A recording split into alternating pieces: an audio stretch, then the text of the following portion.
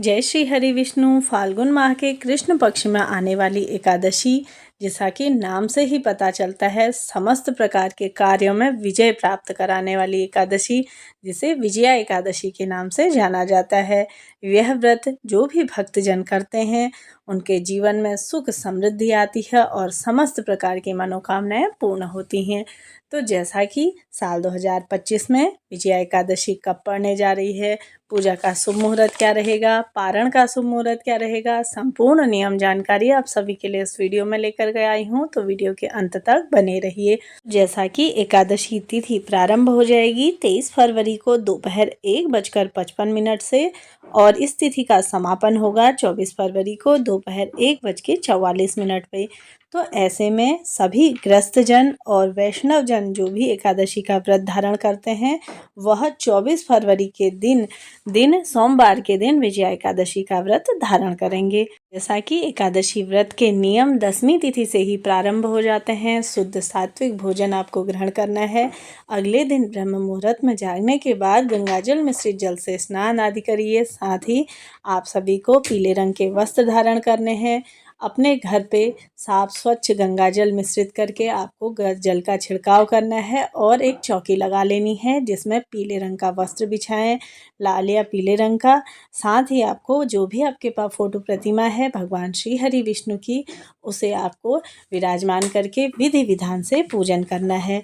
पीले रंग के फूल और मौसमी फल इत्यादि का भोग लगा के आपको अपने हाथ में चावल और फूल इत्यादि रख करके आपको जल रख के अपने व्रत का संकल्प ले लेना है। व्रत का संकल्प लेने के बाद आपको जो भी आपकी, जैसा कि कोई मनोकामना है, किसी चीज़ में सफलता नहीं मिल रही है, श्री हरि विष्णु से कह के उनके सरल से मंत्रों का जाप, जैसा कि ओम नमो भगवते वासुदेवाय नमः, इस तरह से मंत्र का जाप कर सकते हैं, या आप श्री कृष्णाय नमः कोई सा भी सरल सा मंत्र जाप करते हुए आप सभी को व्रत का संकल्प ले। साथ ही साथ कथा आपको अवश्य सुननी चाहिए। मेरे चैनल में आप सभी के लिए कथा डाल दी जाएगी, उसे भी अवश्य सुनिए।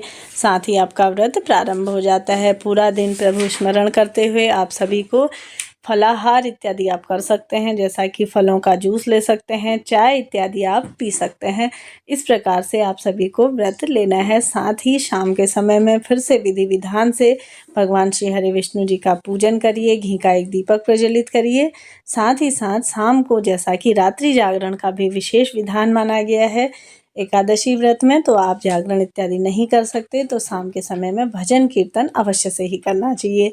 साथ ही साथ मान्यता है कि एकादशी व्रत का पारण सही समय पे करना चाहिए, तभी ही आपको एकादशी व्रत का पूर्ण फल प्राप्त होता है।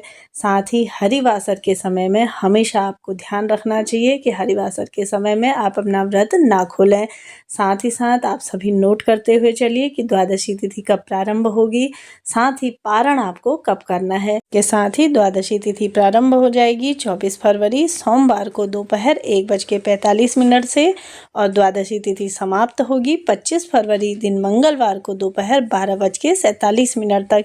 इसके साथ ही आप सभी को अपने व्रत का पारण करना है, यानी कि व्रत खोलने का समय रहेगा सुबह के समय में, यानी कि 25 फरवरी दिन मंगलवार के दिन सुबह में 6:56 से लेकर के 9:08 तक। इसी बीच में आप सभी को अपने व्रत का पारण करना है, यानी व्रत खोलना है। सबसे पहले आप सभी को शुद्ध सात्विक भोजन बना लेना है।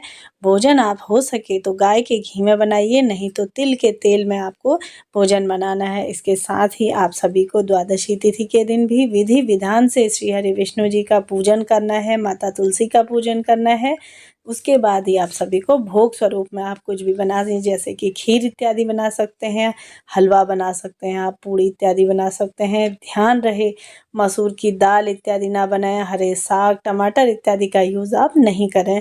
साथ ही साथ आप सभी के कई भक्तजनों के यह भी प्रश्न आते हैं कि द्वादशी तिथि पर हम कितने समय में भोजन करें, तो आप सभी द्वादशी तिथि के दिन 2 समय पे भोजन कर सकते हैं। सुबह के समय में जब आप पारण करते हैं उस समय, और शाम के समय में। और हमेशा ध्यान रहे कि बाहर का भोजन इत्यादि नहीं करना है, क्योंकि एकादशी का व्रत 3 दिनों का माना जाता है। 10वीं तिथि और बीच में एकादशी और द्वादशी। द्वादशी के दिन पारण करने के बाद भी आप सभी को पूरा दिन शुद्ध और सात्विक भोजन ही ग्रहण करना है। तो बाहर इत्यादि का भोजन ना करें, घर पर ही बनाएं। इसके साथ ही आप सभी ने जो भी भोग स्वरूप में बनाया है उसे भोग में लगाइए भगवान श्री हरि विष्णु जी को। और सबसे पहले हो सके तो अपने पंडित जी को घर पर बुला करके एक समय का भोजन करवाइए। ना करा पाने की स्थिति में आप सूखा कच्चा अनाज और कुछ फल दक्षिणा इत्यादि रख करके उनके घर को अवश्य से ही भिजवाना चाहिए। पहला अंश आप भोग का उन्हें दीजिए, उसके बाद हो सके तो गौ माता को एक अंश दीजिए। उसके बाद ही जो भी आपने प्रसाद स्वरूप में रखा है उसे ग्रहण करने के बाद ही आप अपना व्रत खोल सकती हैं। इस प्रकार से एकादशी व्रत के नियम होते हैं। तो आप सभी भी जो भी आपसे क्षमता सामर्थ्य अनुसार जो भी दान पुण्य आप कर सकते हैं उसे अवश्य से करना चाहिए। गरीबों को भोजन कराइए, क्योंकि मान्यता है कि इस कलयुग में अन्नदान ही सबसे महत्वपूर्ण माना गया है, या एकादशी व्रत में भी अन्नदान का विशेष महत्व माना गया है। तो सबसे सर्वश्रेष्ठ व्रतों में से यह एक व्रत माना गया है। चाहे आप कोई भी व्रत नहीं भी कर सकते तो एकादशी का अगर आप व्रत करते हैं तो आप विधि विधान से और संपूर्ण नियमों से ही करें, तभी ही आपको इसका फल प्राप्त होता है। तो भगवान श्री हरि विष्णु की असीम सी कृपा आपके घर पर बनी रहे, इसी कामना के साथ मेरी वीडियो अगर आप सभी के लिए उपयोगी रही हो तो वीडियो को लाइक शेयर करिए, साथ ही मेरे चैनल को सब्सक्राइब करना ना भूलिए। मिलते हैं नेक्स्ट वीडियो में, तब तक के लिए जय माता रानी, हर हर महादेव।